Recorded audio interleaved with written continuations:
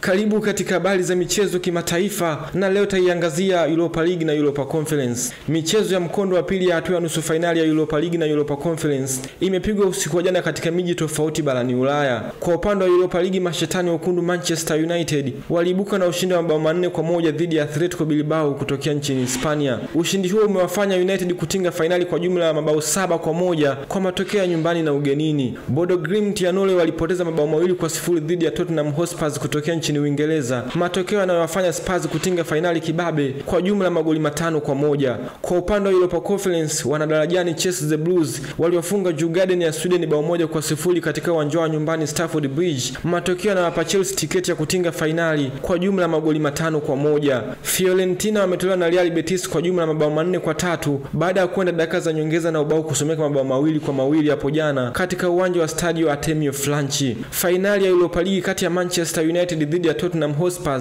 itapigwa Mei 21 katika uwanja wa San Mamés Bilbao nchini Hispania, wakati finali ya Europa Conference itapigwa Mei 28 huko Wrocław Stadium nchini Poland kati ya Chelsea dhidi ya Real Betis. Eden Bahati, Channel 10 michezo kimataifa.